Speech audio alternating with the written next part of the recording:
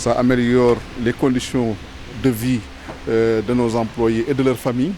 Et je pense qu'un investissement sur les ressources humaines constitue pour moi dans une entreprise l'un des meilleurs investissements. Parce que sans les ressources humaines de qualité, sans les ressources humaines à même de pouvoir donner le meilleur d'elles-mêmes, je crois que le rayonnement ou le succès d'une entreprise ne saurait être évident. C'est pour ça que nous n'avons pas hésité à saisir une opportunité que constitue le programme des 100 000 logements initié par l'État du Sénégal et qui permet d'accéder à des logements à un prix énorme, minime, dans le sens où l'État a subventionné une bonne partie des postes nécessaires à la réalisation des logements.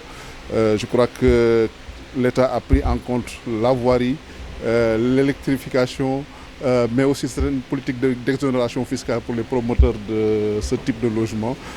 Et ça a permis de réduire les coûts, disons, d'acquisition des logements. Et nous avons donc profité d'une collaboration avec la société Sage représentée par Mme Diarra, qui s'est montrée très ouverte et très disponible pour notre projet et nous a accompagnés pour nous permettre d'acquérir une trentaine de logements qui sont destinés au personnel dans le cadre de cette première phase. Comme elle l'a dit, il y a une autre phase qui est en vue, qui est plus importante et ça nous permettra aussi d'en profiter pour réserver le reste des personnels qui ont besoin de ces logements-là et qui n'ont pas pu être servis dans la première phase. Donc c'est un projet pour lequel nous sommes très contents de sa réalisation et nous avons pu mesurer la gratitude et le sentiment de satisfaction, mais aussi du personnel et de leur famille. Et c'est un gage d'engagement supplémentaire pour la réussite de notre entreprise et la réussite ou le rayonnement du journal Le Quotidien. Donc je tenais vraiment à les remercier pour cette disponibilité et remercier l'ensemble des médias qui ont été présents aujourd'hui et qui nous ont accompagnés dans ce projet-là, qui peut, on l'espère, peut-être faire des émules dans le secteur. Bon, en fait, je crois que c'est une constante dans ma politique d'entreprise. Les employés l'ont rappelé, c'est de vieilles idées qui ont été concrétisées aujourd'hui. Nous avons eu des initiatives de mettre en place des programmes immobiliers du genre. Nous n'avons jamais eu l'occasion ou l'opportunité de les terminer.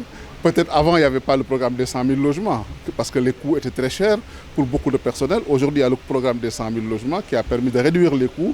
Nous en avons profité de cette opportunité-là pour réaliser le programme-là. Donc vraiment, c'est une idée qui nous a beaucoup préoccupés et voilà aujourd'hui sa réalisation, sa matérialisation. Nous en sommes contents et nous pensons nous inscrire dans cette voie-là d'améliorer les conditions de vie de nos employés. Non, je pense que les confrères n'ont pas besoin d'être appelés dans ce sens-là. Ils en ont bien conscience.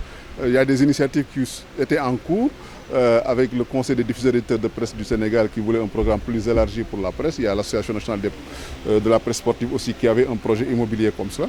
J'ai eu l'occasion, par exemple, à la faveur de ce programme-là, de les mettre en relation avec Sage. Ils vont entamer des discussions pour pouvoir profiter aussi de la deuxième phase du programme, qui est une deuxième phase plus élargie, dans les mêmes conditions certainement, pour pouvoir permettre au plus grand nombre des acteurs des médias d'accéder à la propriété immobilière.